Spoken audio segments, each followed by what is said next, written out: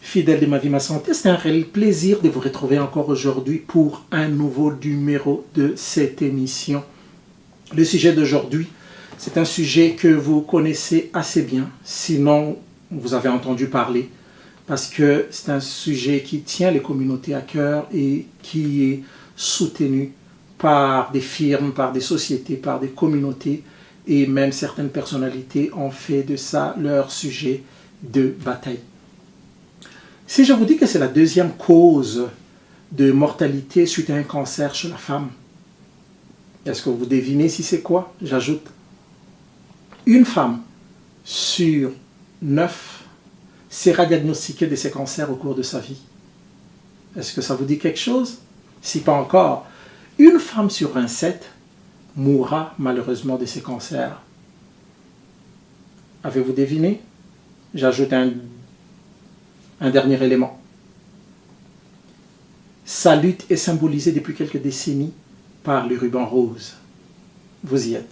Donc on va parler du cancer du sein en peu de mots. Premièrement, je vous dis cancer et puis sein. Le cancer, c'est une multiplication anarchique des cellules anormales dans un organe, dans un tissu, et ces cellules vont étouffer, perturber tous les fonctionnements de ces tissus et en plus aller dans d'autres organes encore et agir de même. C'est pourquoi on attribue une forte mortalité au cancer.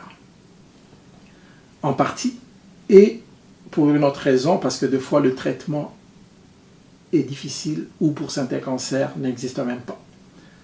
Revenons sur notre sujet de ce jour, cancer du sein. Le sein, c'est un organe bien développé chez la femme, non développé du tout chez l'homme.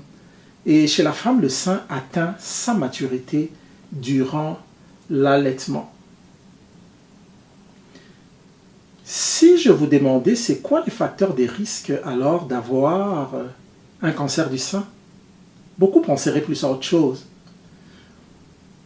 Mais le premier facteur de risque est simple. C'est le genre ou le sexe. Puisque 99% de cancers du sein surviennent chez la femme. On se comprend qu'il y a quand même 1% de cancers du sein qui peuvent survenir chez l'homme. Donc on n'est pas du tout, les hommes ne sont pas du tout à l'abri lorsqu'on considère ces pourcentages-là. Mais 99%, c'est la quasi-majorité de cancers du sein qui surviennent chez la femme. C'est pourquoi on considère le sexe féminin comme un facteur de risque. Deuxièmement, c'est l'âge. Rarement on a trouvé le cancer du sein avant 40 ans, puisque 80% des cancers du sein surviennent chez la femme après ses 40 ans. Troisième facteur de risque qu'on peut retrouver, c'est une histoire dans la famille. Les familles qui ont une histoire de cancer du sein chez les parents ou les ascendants de premier degré. Donc je parlerai une femme qui a sa mère ou sa tante paternelle ou maternelle avec une histoire de cancer est considérée comme plus à risque comparée à une femme qui n'a aucune histoire. On va aller voir un peu ce qui s'est passé au niveau de certaines études d'observation. Qu'est-ce qu'on a observé en plus en termes de facteurs de risque? C'est que les femmes sans enfants sont plus à risque de développer un cancer du sein comparé à ceux qui en ont. Et pour celles qui en ont, lorsqu'on compare les femmes qui ont eu leur premier enfant, après 30 ans, elles sont plus à risque que celles qui ont eu leur premier enfant après 30 ans. Si on regarde chez les femmes qui ont eu leur première règle, ce qu'on appelle ménarche, avant 12 ans, on voit que ces femmes-là sont plus à risque comparées à celles qui ont eu leur premier ménarche après 12 ans. Et les femmes plus matures, lorsqu'on va au niveau de la ménopause, on voit que les femmes qui ont eu leur ménopause assez tardivement, après 55 ans, sont plus à risque que celles qui ont eu leur ménopause avant 55 ans.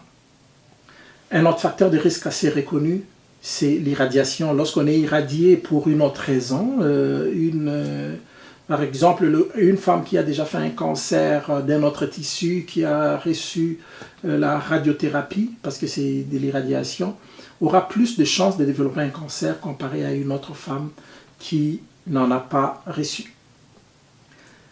Il n'y a pas que des facteurs de risque. Bonne nouvelle, il y a aussi des facteurs protecteurs. Et parmi les facteurs protecteurs, le premier à citer, je vous ai dit que le sein, c'est un organe qui atteint sa maturité au cours de l'allaitement. Donc le premier facteur protecteur reconnu, c'est l'allaitement.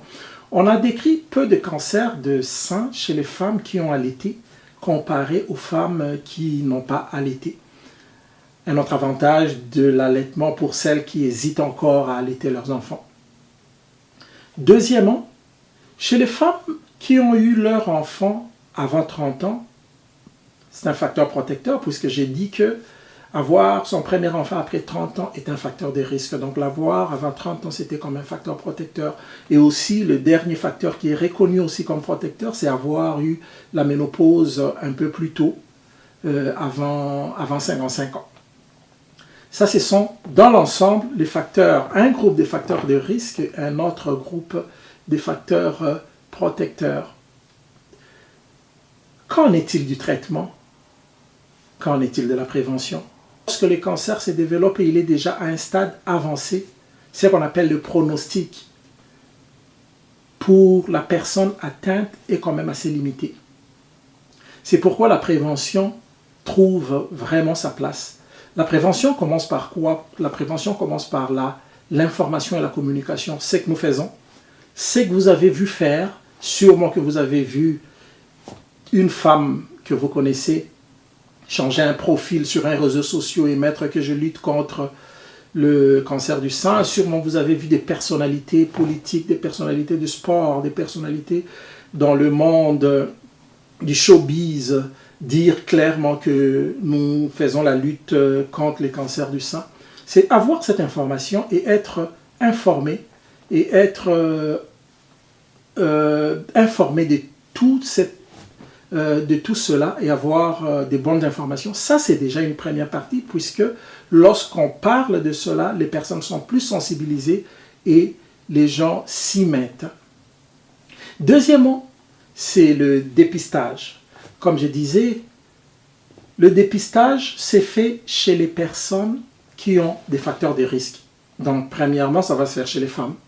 Deuxièmement, ça va être des femmes plus âgées, donc à partir de 50 ans. Troisièmement, ça va se faire aussi chez les femmes qui ont une histoire assez précise par rapport au cancer du sein dans leur famille, comme j'avais dit. Et dans certaines familles, ils peuvent même aller jusqu'à rechercher certains gènes qui ont été retrouvés, certains gènes retrouvés chez certaines familles où il y a eu beaucoup de cancer du sein. Et lorsqu'on trouve ces gènes-là, ça permet d'agir en conséquence. Par exemple, vous connaissez Angelina Jolie, puisque c'est connu de tous. Elle est porteuse de ces gènes-là, et lorsqu'on a trouvé, pour éviter qu'on développe le cancer du sein, on a fait une ablation chirurgicale, donc on a enlevé les deux seins. Par conséquent, il n'y a plus aucun tissu mammaire ou tissu du sein à partir duquel un cancer peut se développer. Mais la prévention, comme je l'ai dit dans le cas habituel, passe par la mammographie. C'est un examen assez particulier. Ici, par exemple, dans les pays développés, il y a des pays qui ont des programmes de dépistage du cancer du sein pour que les femmes, à partir d'un certain âge, reçoivent une lettre qui les invite à aller passer un test. Cela est effectivement fait par un choix éclairé, on explique les avantages et on leur suggère de passer cet examen pour que si au cas où on arrivait à trouver quelque chose, qu'on puisse bien prévenir parce qu'on agira très tôt. Ça veut dire que la prévention va aider vraiment à réduire la mortalité.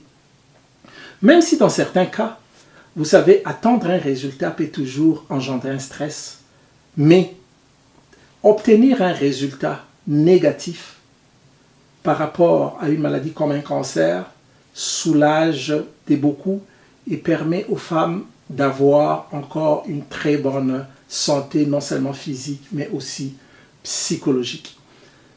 Voilà ce que nous avions à partager pour aujourd'hui. Donc nous avions parlé à cette occasion du cancer du sein. Ce que je demanderai aux femmes, si vous trouvez une anomalie au niveau de votre sein, l'anomalie au niveau de votre sein, ça peut être juste des douleurs, parce qu'en temps normal, le sein ne fait pas mal. Des douleurs anormales.